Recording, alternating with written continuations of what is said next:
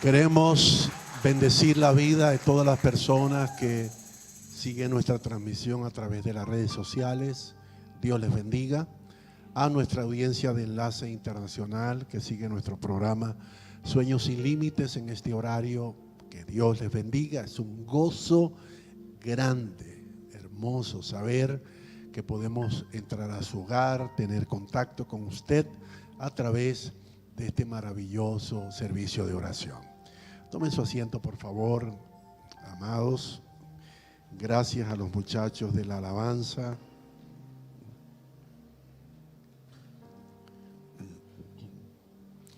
Hemos tenido una tarde linda, preciosa. Diga conmigo, si quiero una iglesia poderosa, eso tiene que comenzar conmigo. Repítalo, si quiero una iglesia poderosa, eso tiene que comenzar conmigo.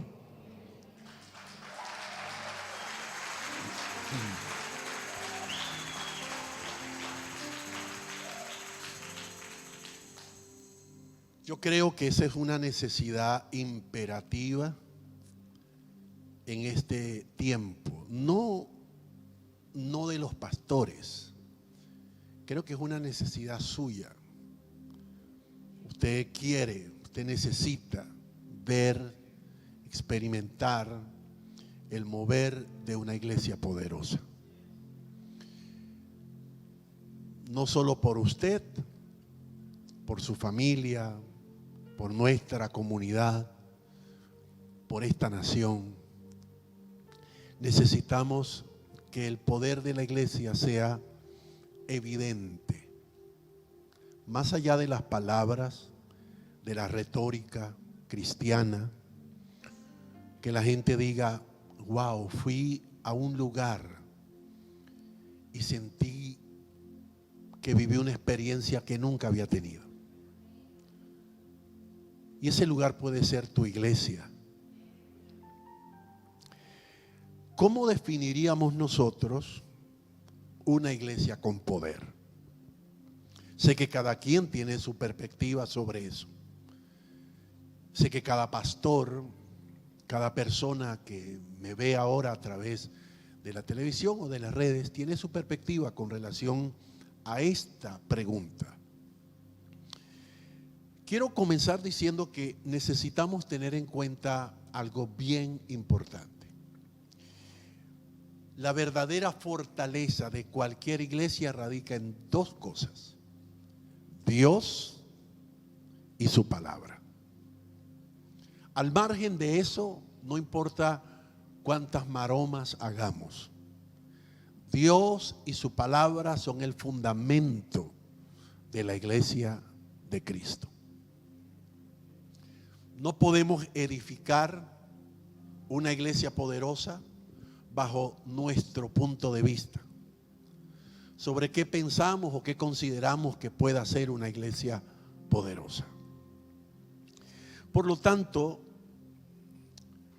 vamos a centrarnos el día de hoy en ver algunas características que al honrar a Dios podrían influenciar a los demás para que ellos nos puedan ver como una iglesia poderosa. Si nosotros analizamos a la luz de las Escrituras cada uno de los preceptos que Dios ha dejado allí en la palabra, podemos encontrar un sinnúmero de características que debería tener una iglesia poderosa. Pero como esto se trata de un tema tan amplio, complejo, profundo a la vez, yo quiero analizar 10, de las cuales hoy voy a compartir 5. Y me encantaría que le pongas atención con tu corazón abierto, porque como dije, si queremos una iglesia poderosa, esa experiencia de transformación tiene que comenzar conmigo. Yo no puedo supeditar al ministerio de mi pastor, al ministerio de los líderes, al funcionamiento departamental o ministerial de una iglesia, el poder influenciador de la iglesia. Yo soy la iglesia. La iglesia no es el edificio. La iglesia no es el equipamiento técnico ni el mobiliario. Yo soy la iglesia. Tú eres la iglesia. Y cuando tú entiendes, yo soy la iglesia, tu compromiso y perspectiva sobre ella comienza a cambiar. Entonces no vendrías para tener una experiencia de poder, porque el generador de ese poder es usted.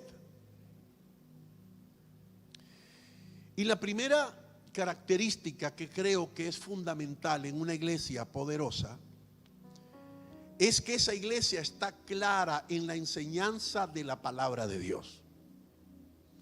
Entiende que eso es algo innegociable.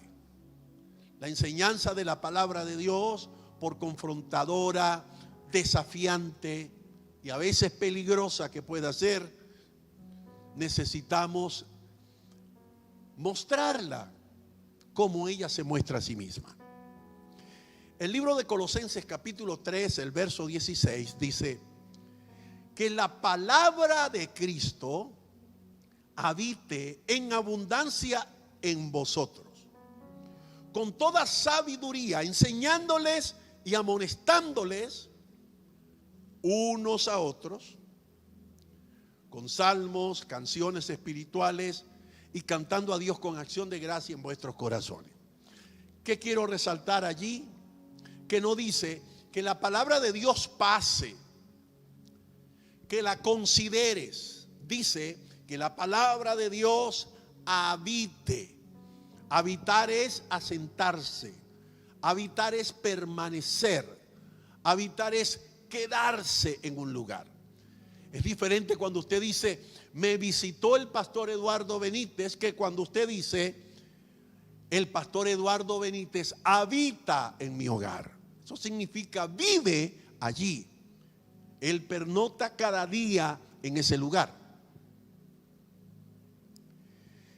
Pero más adelante quiero mostrarte esta otra escritura, Juan 15, 17.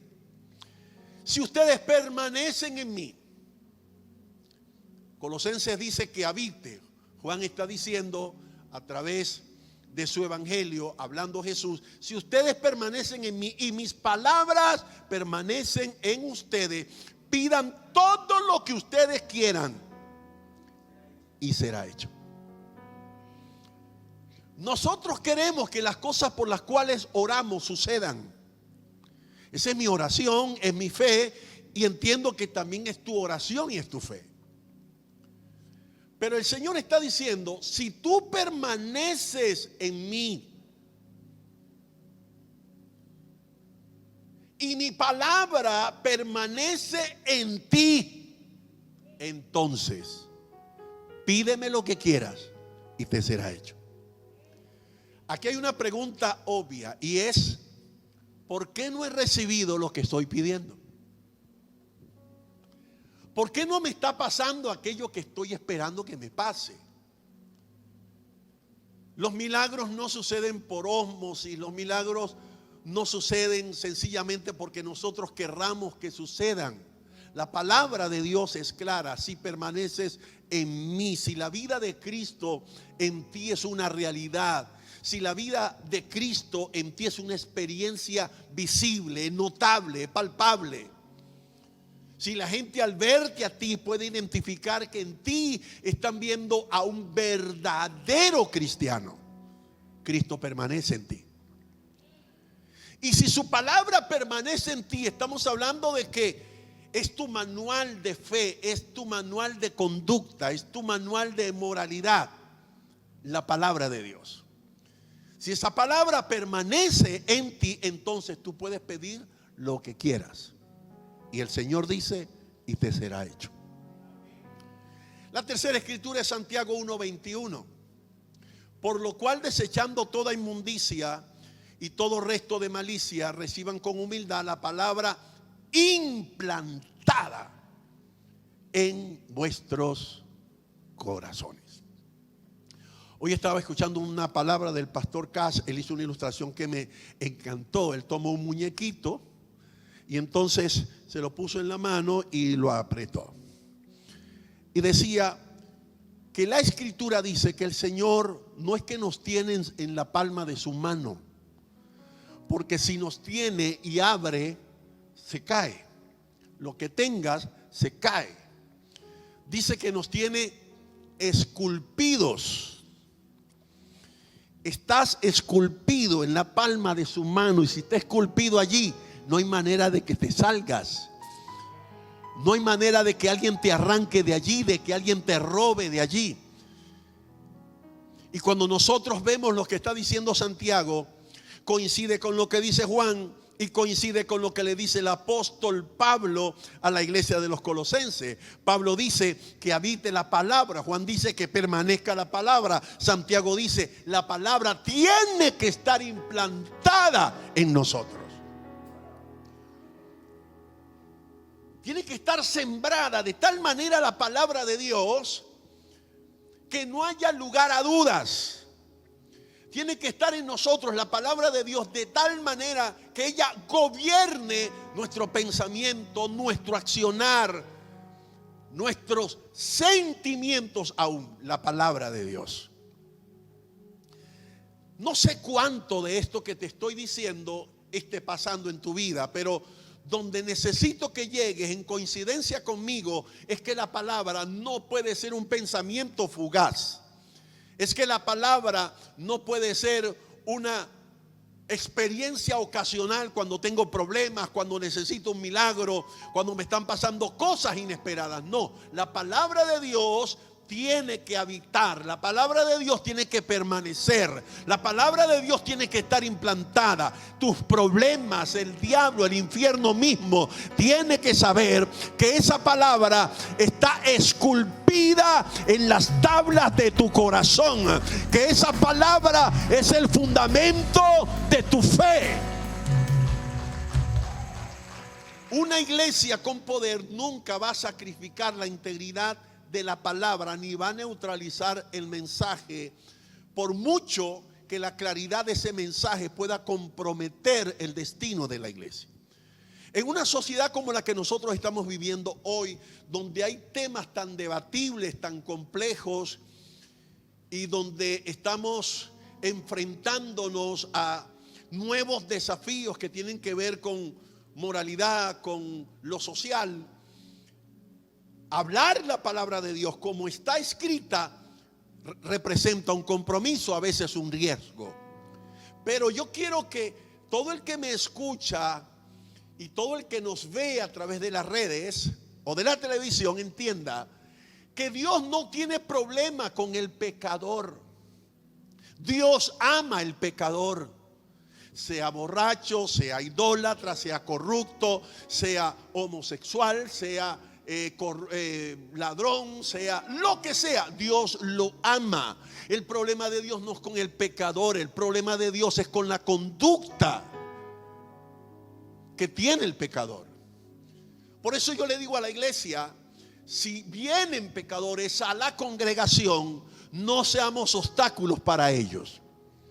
Imagínese usted que un día entren por los atrios de este santuario dos jóvenes lesbianas tomadas de la mano, y salga usted a decirle: no, aquí no, usted así no puede entrar aquí. Déjelas que entren, déjelas, porque el trabajo que se va a hacer en ellas, quien lo va a hacer es el poder de Dios y el poder de su palabra.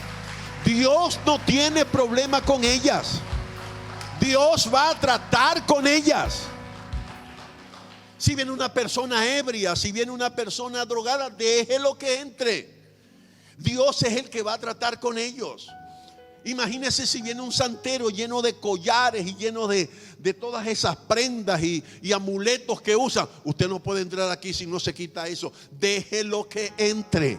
El Dios que usted predica, el Dios de la Biblia, tiene mucho más poder que cualquiera de esos amuletos o cualquiera de esos collares.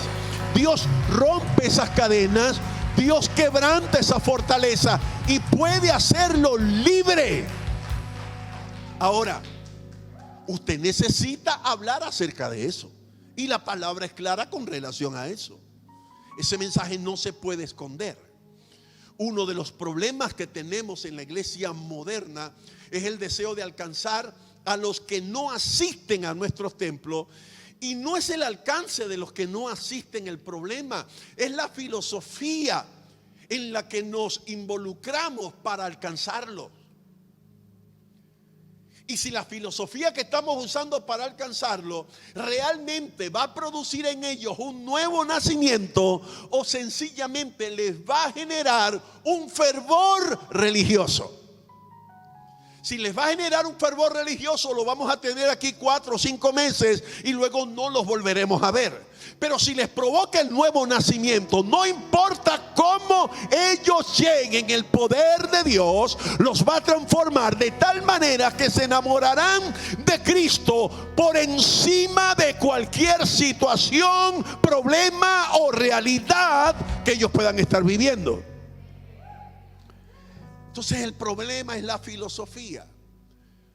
Podemos pensar que está bien diluir el mensaje del evangelio para que, como la medicina amarga, se haga más tolerable para tomarla. ¿Cómo le podemos diluir a alguien?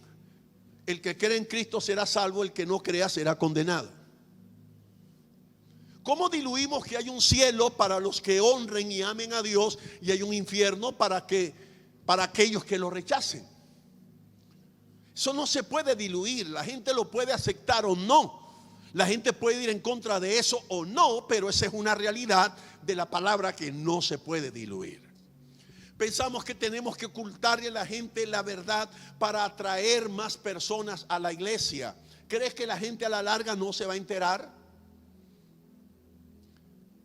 ¿Crees que si nunca hablamos contra la idolatría, que si nunca hablamos contra la inmoralidad, que si nunca hablamos contra las desviaciones de moralidad, que si nunca hablamos contra la mentira, contra la corrupción, contra la trampa, que si nunca hablamos contra lo ilegal, ¿tú crees que la gente algún día no lo va a escuchar? Que un día la gente no prenderá el televisor y aparecerá un predicador hablando contra eso. Y esa persona va a decir, pero ¿por qué en mi iglesia no se predica eso? ¿Crees que en algún momento no escuchará a alguien en la calle hablando acerca de estas temáticas y él va a ser confrontado y va a decir, pero ¿por qué no me enseñaron o no me enseñan esto? Entonces, la verdad de Dios, la verdad del evangelio no se puede esconder. Una iglesia poderosa tiene que ser clara con el mensaje que predica. No puede dejar lugar a dudas, no puede dejar vacío. Tiene que decirle a la gente, esto es blanco porque es blanco, y o es negro porque es negro, porque Dios lo dice de esa manera. Y la gente a la larga lo va a agradecer, porque el que está en tinieblas lo que necesita es luz. El que está en cadenas lo que necesita es libertad. El que está en esclavitud lo que necesita es ser emancipado de quien lo domina. Y Cristo vino a ser verdaderamente libre y quiere usar a su iglesia para ser verdaderamente libres a los que hoy están cautivos. No podemos fundamentar nuestros sermones solamente en la cotidianidad, en historias interesantes, historias motivadoras. Eso lo debe hacer la iglesia, pero no todo el mensaje es eso. Correríamos el riesgo de dejar que la gente salga de nuestros templos pensando que están bien cuando realmente están mal. Cuando este rey de la Biblia le aparece un mensaje escrito en la pared que dice Mene, Mene, Tekel, Uparsin, y buscaron a un profeta de Dios para que le diera interpretación, y el profeta le dijo, mira que decirle esto a un rey: pesado fuiste en balanza y fuiste hallado falto. Hoy tu reino es cortado. O sea, hoy se termina tu presidencia. Hay que tener valor. Hay que saber quiénes somos. Hay que saber el grado de identidad que tenemos para hablar de esa manera.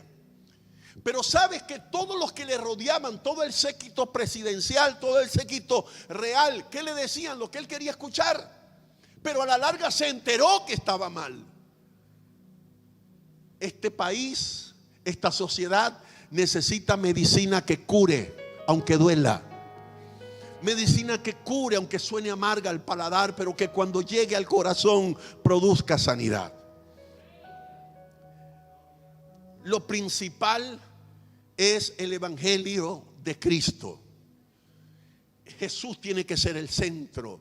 Cuando hablamos la palabra, Él tiene que ser el centro. La gente tiene que saber que no están hablando de ti, que no están hablando de mí. La gente necesita saber, les estoy hablando del más grande de los grandes. Les estoy hablando del Hijo del Eterno. Les estoy hablando del que fue a la cruz por nosotros. Les estoy hablando de quien se entregó a sí mismo para darnos redención y darnos libertad. La gente tiene que tener claridad de que solo Cristo salva, de que solo Cristo sana el corazón, de que solo Cristo trae libertad a los corazones esclavos.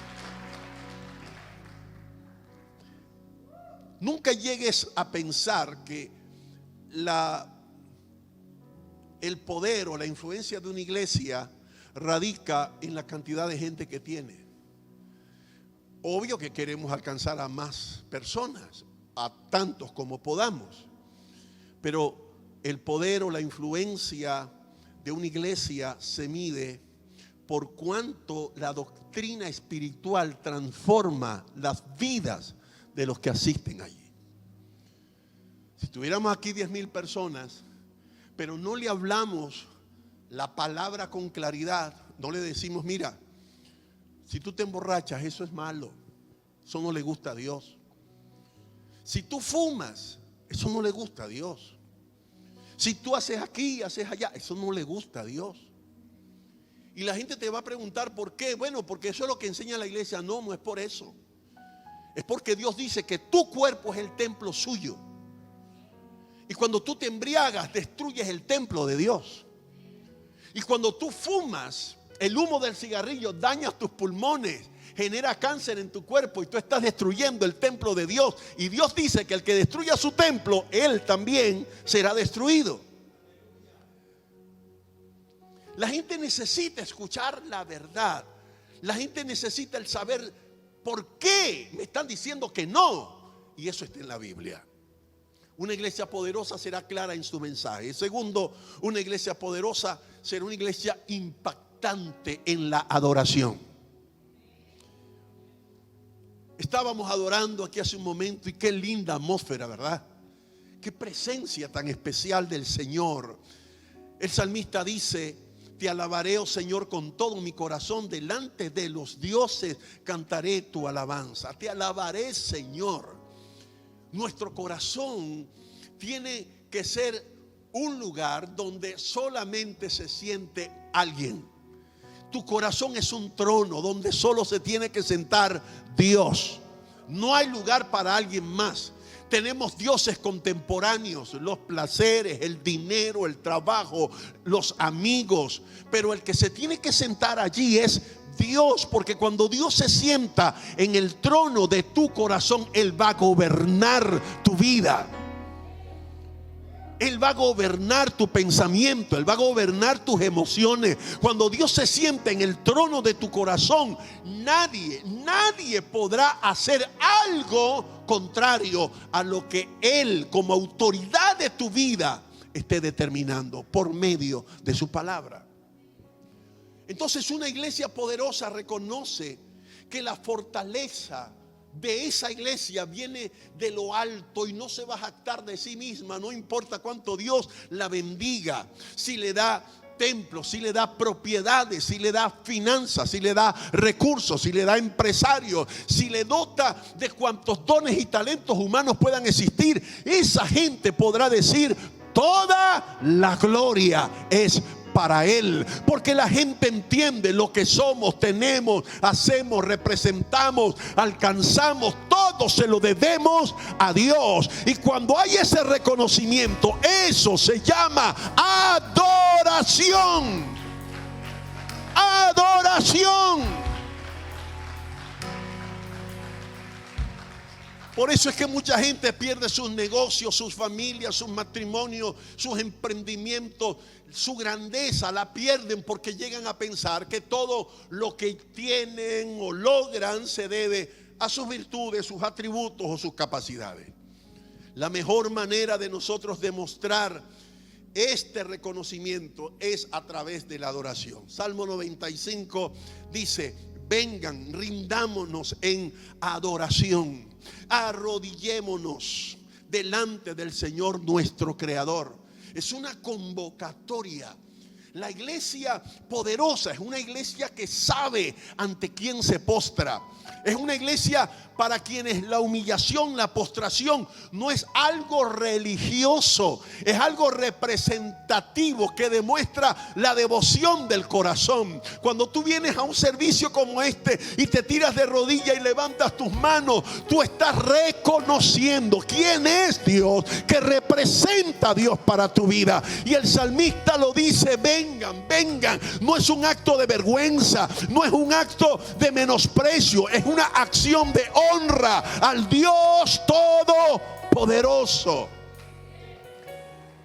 Cuando hablamos de impactar, cuando hablamos de impactar al mundo, cuando hablamos de impactar a la sociedad, cuando hablamos de impactar a las personas, no nos referimos al estilo, sino a la sustancia que está detrás del estilo. Y ya les aclaro eso. Es la pasión y es el poder lo que mueve a las personas a desear agradar a Dios y a adorarlo. No es el estilo, no es la puesta en escena, es lo que la gente percibe, es la sustancia de lo que la gente recibe, lo que le hace levantar las manos. Porque si no fuera así, lo que tendríamos son auditorios llenos de autómatas a los cuales les estaríamos lavando el cerebro. Pero cuando la gente percibe la sustancia detrás de, entonces la gente dice: oye, aquí está Dios, aquí está Dios. Este quebranto que yo siento adentro no lo está produciendo la canción, no lo está produciendo el negrito que canta. Este redarguir por mi conducta, por mi mal vivir, esto lo está produciendo la palabra que estoy escuchando. Esta sanidad que estoy sintiendo en mi cuerpo, esto lo está provocando un poder superior que trasciende al auditorio, al predicador, al pastor, a las personas que oran. Estamos diciendo que Dios está entronado en medio de nosotros y está provocando lo que Él quiere. El evangelista Juan 4:24 dice: Dios es espíritu. Dios es espíritu y es necesario que los que adoran a Dios lo adoren en espíritu y en verdad. Entonces, el estilo, si es merengue, si es salsa, si es cumbia, si es salsa, si es balada pop, si es, no sé mucho de esas cosas, pero vallenato, pero no es el estilo, no es la cantidad de instrumentos. Estaba mirando hoy que en el culto tenemos hoy solamente 1, 2, 3 instrumentos. Nos falta la guitarra, nos falta el bajo. Pero qué presencia de Dios. No es el estilo, no son los instrumentos. Está en escena. Esa no es la clave, es el corazón.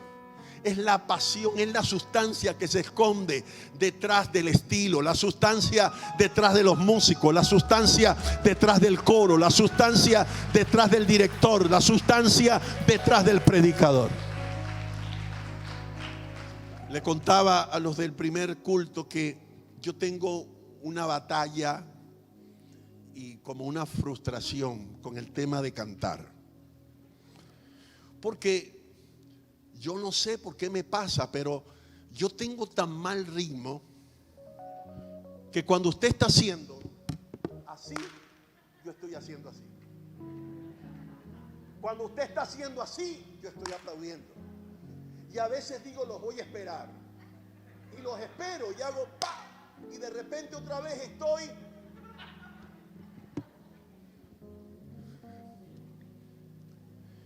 Si voy a cantar algo, tengo que hacer. A ver, ¿dónde es que agarro el? Y si es que lo agarro.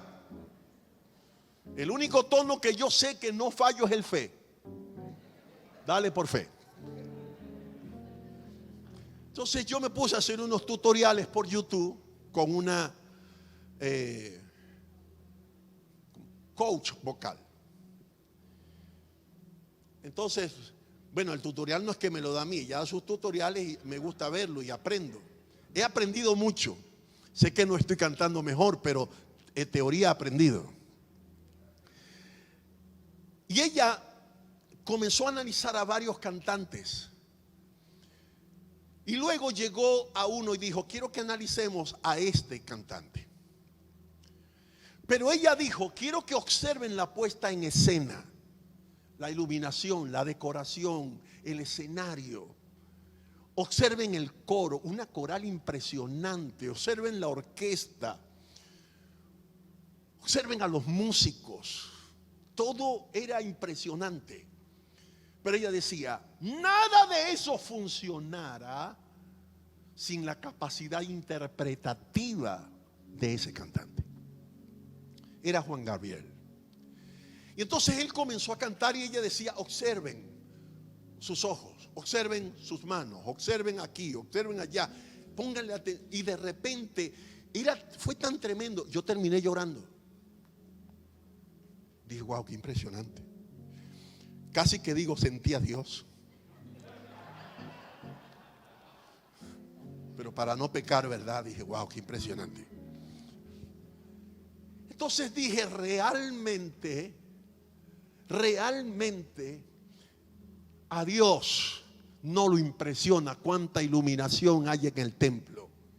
A Dios no le impresiona si son 2, 3 o 10 o 15 músicos. A Dios no le impresiona si es el tenor el que está dirigiendo, si son el coro magistral el que está respaldando. A Dios no le importa eso. A Dios le importa qué hay detrás de todo eso. ¿Cuál es el corazón con que el tenor? ¿Cuál es el corazón con que el coro? ¿Cuál es el corazón con que los músicos? ¿Cuál es el corazón con que todos nosotros le estamos adorando? Si hay corazón apasionado, si hay corazón rendido, escúchame, los quiciales del templo se estremecen, los milagros suceden, su gloria se derrama, suceden cosas sobrenaturales, porque es lo que se esconde detrás.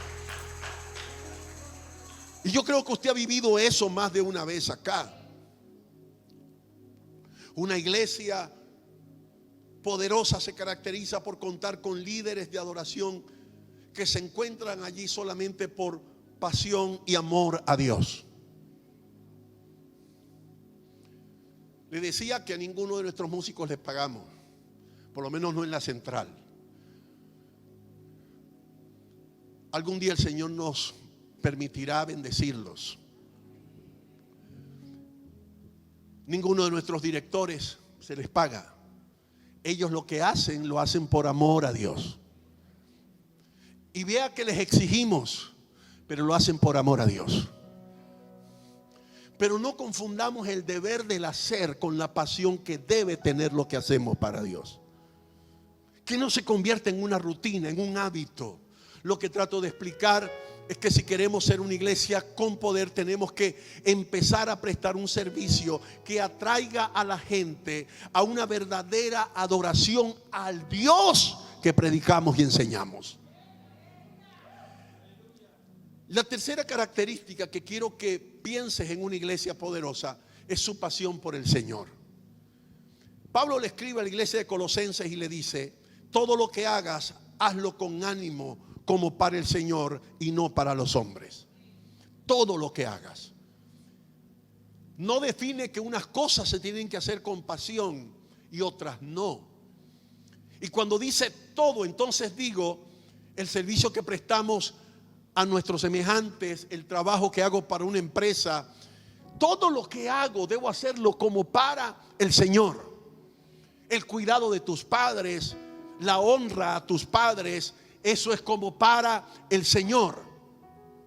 Y la mayor expresión quizás de pasión y entrega está en el Evangelio de Juan 3:16, donde dice: porque de tal manera amó Dios al mundo. No encontró el autor de este libro una palabra para definir la magnitud de la pasión de Dios por salvarnos, que se desprendió de lo que más tenía. Entonces, cuando hablamos de pasión, estamos hablando de rendición, estamos hablando de entrega, estamos hablando de sacrificio. No por mí, estamos pensando en los demás, estamos pensando en cómo lo que estoy haciendo impactará la vida de otros, cambiará la vida de otros, va a transformar el pensamiento de otros, va a trasladar de esclavitud a libertad a otros, de esterilidad a fructificación a otros, de pobreza a riqueza. Cómo lo que yo hago apasionadamente por Dios va a lograr sentar un precedente en la vida de la gente, que ellos querrán ser como tú para acercarse a Dios. ¿Cuántos cristianos apasionados usted conoce? Si conoce muchos, considérese un afortunado. Pero mi observación como pastor, en mi poca experiencia, porque sé que hay hombres de Dios más experimentados que yo en eso, me ha enseñado que mientras más crece una iglesia, más decrece la pasión. Porque es como que midiésemos la calidad y la grandeza de la iglesia por cuán grande somos. Y nosotros debemos tener corazones que clamen por cercanía, que clamen por pasión por nuestro Salvador Jesús. Una iglesia con poder crece cada vez más en fe y en conocimiento. Fe y conocimiento. Y lo que va a seguir a la fe y al conocimiento será la pasión, el entusiasmo que contagia a todos los que se encuentren a tu alrededor. Cuando tienes fe, cuando tienes pasión, cuando tienes fe y cuando tienes conocimiento de Dios, lo que viene luego es pasión. Y la gente que está alrededor de ti lo va a ver. Te van a ver no alegre, no entusiasmado, te van a ver apasionado, apasionado con la capacidad de hacer lo que puedes y hasta lo que no puedes para que el reino de Dios se extienda. Y hay una gran diferencia entre simplemente ser espiritual y ser apasionados. Somos espirituales cuando nosotros reconocemos quiénes somos delante del Señor. Cuando tenemos esa sensibilidad para presentarnos de rodillas o de pie o sentados en meditación y reconocer quiénes somos ante Dios. Pero si eso es todo lo que nosotros tenemos, entonces ¿cuál va a ser la respuesta que nosotros le vamos a dar a la gente que necesita de Él? Pero cuando nosotros hablamos de lo segundo, de ser apasionado, estamos diciendo, es tomar esa espiritualidad que me revela quién soy delante de Dios y dejar que se desborde. Es como cuando se llena el tanque de agua de tu casa y comienza a correr agua por las paredes. O es como cuando abres el grifo y pones a llenar una jarra y se desborda. Es como cuando sirve una copa y se desborda el vino. Te estoy diciendo que el apasionamiento es permitir que la presencia, que el gozo de Dios, que la revelación de Dios en tu vida se haga notoria, visible a todo el que te vea y te conozca. Número 4, una iglesia apasionada será una iglesia que ora constantemente. No se habla mucho de la oración, es verdad. Sé que la oración ha venido a ser como una cenicienta en este tiempo. Pero Jesús dijo, permanece en mí y yo permaneceré en ti.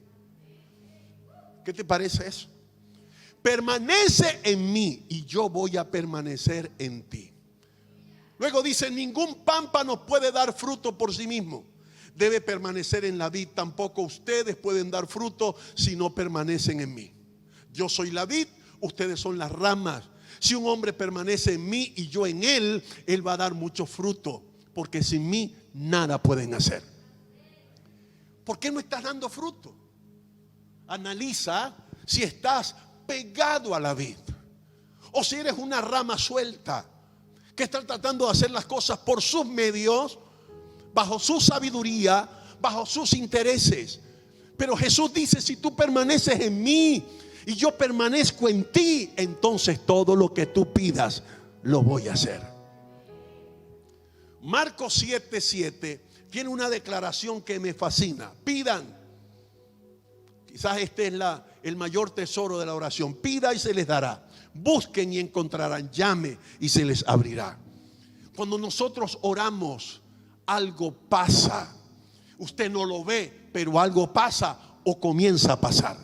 Cuando nosotros intercedemos, estamos golpeando. Cuando nosotros intercedemos, estamos batallando. Cuando nosotros intercedemos, estamos provocando que cosas espirituales sucedan, que lo que trasciende a mi problema, que lo que trasciende a mi angustia, a mi necesidad, se manifieste, se haga notorio, que no quede lugar a duda de que yo soy su hijo y de que Él es mi Padre.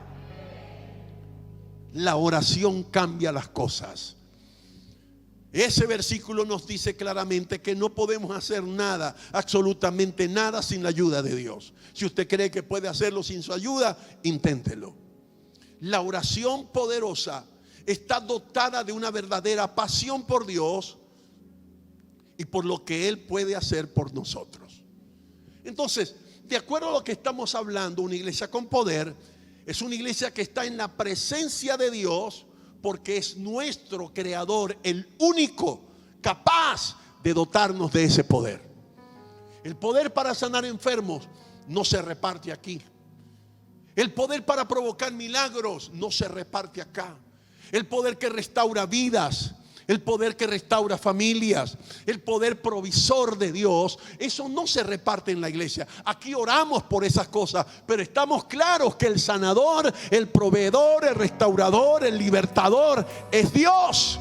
Él es el que tiene ese poder.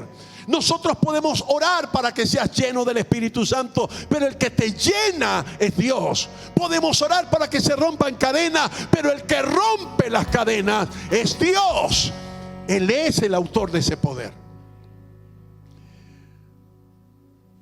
La razón por la que en esta conferencia la oración no está en primer lugar, y yo sé que quizás usted dice, ¿y por qué el pastor no puso la oración de primero? Hay una razón intencional. La razón por la que no está la oración en primer lugar de estas características de una iglesia poderosa, sino en cuarto lugar, es que los requisitos previos deben tener lugar antes que la oración se vuelva real y sincera. Tiene que haber una revelación de la palabra y un apasionamiento hacia la palabra genuino. Genuino, eso no se puede imitar. Tienes que ir, tienes que pasearte por esas etapas que te he venido comentando antes que llegues a ser una persona de oración, antes que llegues a ser ese guerrero, antes que Dios comience a revelarse a tu vida en esas dimensiones que tú anhelas. La pasión por Dios tiene que venir de manera desbordada a tu vida, y eso solamente se logra si hay palabra, si hay intimidad, si hay pasión por Dios. Entonces la oración para ti no va a ser una experiencia de rutina, no va a ser una experiencia esporádica, no va a ser una experiencia de momento. La oración para ti no va a ser una cenicienta, va a ser la dueña de la casa. No va a ser el mayordomo, va a ser el propietario. Primero tenemos que conocer a Dios, conocer su palabra. Luego tenemos que conocer la importancia de yo ser un adorador. Luego esa pasión que se desborda me va a llevar a querer más, más y más de Dios cada día. Voy a querer estar donde está Dios, envolverme donde Dios está envuelto. Y por último, una iglesia poderosa es una iglesia que hace discípulos. Y quizás esta es la parte más complicada del trabajo. El Señor no vino a ser creyentes. Es más, el Señor no nos mandó a ser creyentes. El Señor nos mandó a ser discípulos. Vayan y hagan discípulos. Pareciera que se escribió creyentes, y todo el mundo se afana por producir creyentes, no discípulos. Porque creer en Jesús es una acción instantánea. Es en el momento, prediqué, oré por las personas, ya es un creyente. Pero hacer discípulos toma años. Hacer discípulos es esfuerzo, es trabajo, es tolerancia, es paciencia, es ser irrenunciable, es tener esperanza, es confiar en las personas, es saber que cada día necesito ir un paso adelante de ellos, es saber que a veces me voy a convertir no solamente en pastor, sino en padre, en amigo, en mentor, en modelo de la persona a la que estoy discipulando. Y ese compromiso no lo queremos todos. Marcos 8:34, y llamando a la multitud y a sus discípulos les dijo: si alguno quiere venir en pos de mí, niéguese a sí mismo, tome la cruz y sígame. Hay un nivel de demanda que está sobre el discípulo que él está calificado para asumir. El creyente no. Al discípulo tú le puedes decir: ¿morirías por Jesús? Él va a decir sí, sí, por convicción. Pero al creyente tú le dices: ¿morirías por Jesús? Él te va a preguntar: pero eso no me lo habían dicho. No, si es así, no. El discípulo no. El discípulo va a decir: sí, vivo por Él y muero por Él. El apóstol Pablo lo dijo: para mí vivir es Cristo, pero morir en Él sería una ganancia. Eso es ser discípulo. Mateo 28, Jesús se le acercó a ellos y les dijo: me ha sido dada autoridad en los cielos y en la tierra. Esa autoridad viene sobre los discípulos. Y todos nosotros tenemos claro que una de las características de un ejército tiene que ver con sus soldados. El poder de un ejército tiene que ver con los soldados. Cuando lees la historia, el imperio medo-persa, que fue el imperio más cruel, sanguinario que tú encuentras en la Biblia, por encima del babilónico. El imperio medo-persa era temible porque cuando ellos iban a la conquista, a la batalla, eran decenas de miles de hombres armados, que cuando comenzaban a golpear los escudos con las espadas y las lanzas, el estruendo era tan grande que a veces, sin llegar a la batalla, ya enviaban emisarios diciendo: nos rendimos. Y cuando veían aquella multitud de hombres armados con rostros como de leones, decía: aquí no tenemos vida. Entonces el poderío de un ejército, no solo en la antigüedad, China es temida por su ejército, Rusia, Estados Unidos por su ejército, por lo numeroso, por lo entrenados que están. Y sabes una cosa, tú y yo, nosotros somos soldados de Cristo Jesús. Tú y yo somos soldados y pertenecemos a un ejército poderoso. Entonces, el poder de la iglesia no solamente estará en su mensaje, sino en su ejército. Y necesitamos que este ejército siga creciendo. Aquí la única diferencia es que nosotros no peleamos con nuestro poder como pelean los hombres. Nosotros sabemos que Él pelea por nosotros. Hacer discípulos quizás sea la mayor característica que la iglesia debería tener. La pregunta es: ¿por qué se olvida? Es el aspecto por excelencia. La razón de ser de la iglesia es hacer discípulos. La pregunta es: ¿por qué lo hemos soltado? ¿Por qué tan pocas congregaciones realmente tienen como una tarea fundamental hacer discípulos para Cristo? ¿Qué es lo que nos está pasando?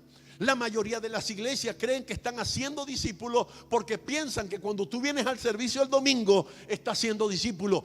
Tengo que decepcionarte, tengo que decirte: no es así.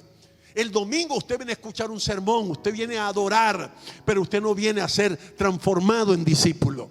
Para ser discípulo usted tiene que entregar derechos legales. Para ser discípulo usted necesita mentor, usted necesita guía, usted necesita personas que le corrijan, usted necesita decirle a alguien: te doy permiso para que te metas en mi vida, para que me corrijas donde debo ser corregido, para que me impulses donde debo ser impulsado, para que descubras mi potencial. Te doy el permiso paso para que tú vayas de la mano conmigo, para yo caminar de la mano contigo y caminar hacia la dimensión donde Dios te ha llevado a ti. Para ser discípulos necesitamos ser constantes. Nuestro carácter va a ser probado por el fuego como se prueba el oro, pero para ser discípulos vamos a ser probados. Pero cuando eres discípulo, nada ni nadie te puede separar del amor de Dios que es en Cristo Jesús. Cuando eres discípulo, la distancia, la crisis, la escasez, la enfermedad, la traición, la hipocresía, la mentira, nada te puede separar del amor de Dios que es en Cristo Jesús,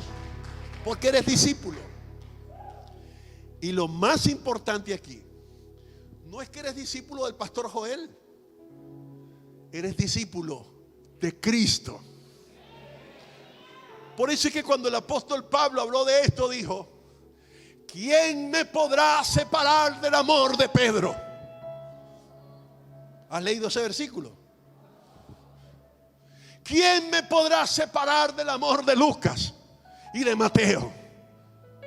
No, porque ellos fueron canales, pero él llegó a ser discípulo de Cristo.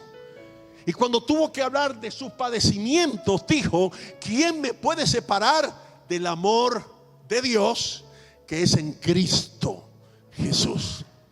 Cuando tú eres discípulo de Cristo, vendrá COVID, cuarentena, pandemia, hambruna, escasez, se acabará la gasolina, vendrán los apagones y todo lo que te puedas imaginar. Pero ¿sabes qué? Tú eres discípulo de Cristo. Y como eres discípulo de Cristo, tú vas a estar allí, fiel en Cristo. Alguien dice amén aquí el día de hoy.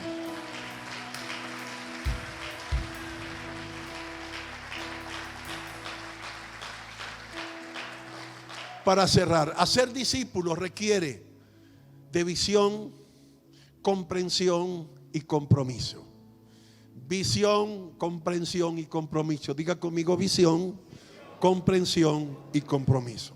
Pero esto le da a la iglesia un propósito que forma líderes que hacen crecer a otros, y eso se transforma en una consecuencia irreversible del crecimiento. Y el líder que discipula y equipa a otros es una persona que vive la fe por sí misma, que establece metas por su crecimiento personal y para su crecimiento personal. Ese tiene que ser el paso donde todos necesitamos llegar, transformarnos en hacedores de discípulos.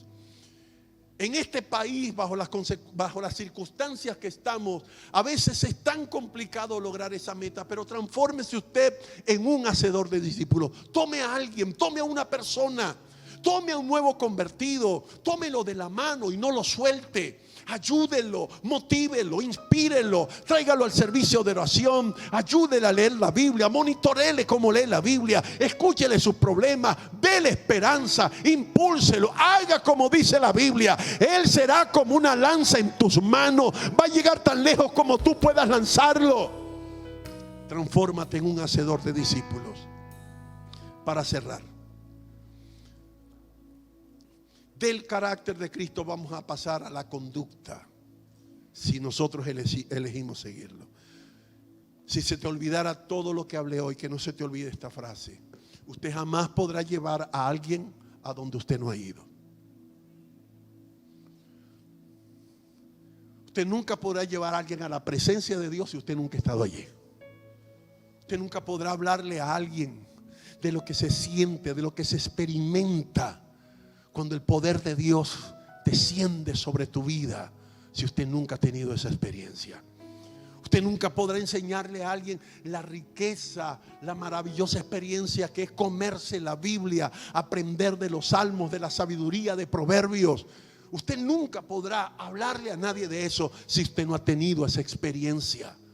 No puedes llevar a alguien a donde tú no has ido.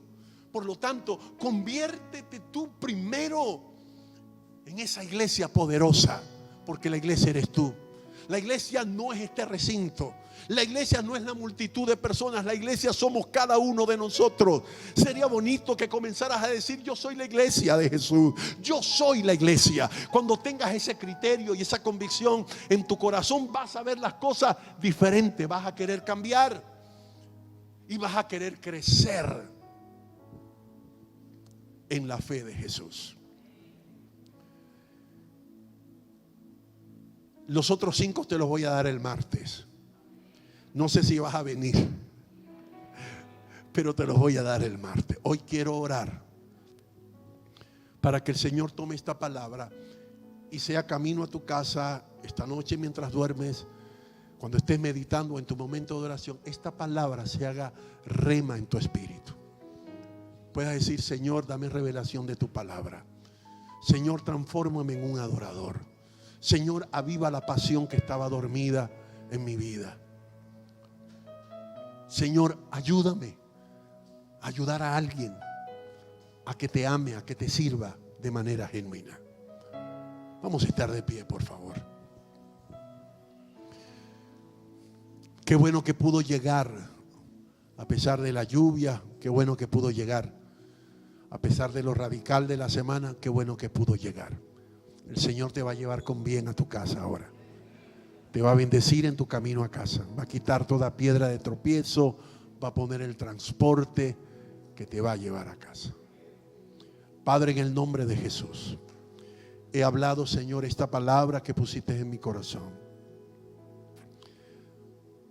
Lo que yo no puedo hacer, Señor, y lo que las palabras tampoco pueden hacer, que tu Espíritu Santo, que mora en cada uno de ellos, lo haga. Redarguye, Señor, exhorta, cambia.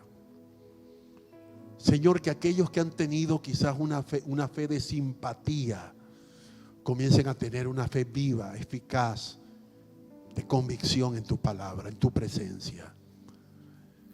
Señor, que podamos guiar a las personas a los lugares que ya conocemos, a esos manantiales espirituales que ya conocemos.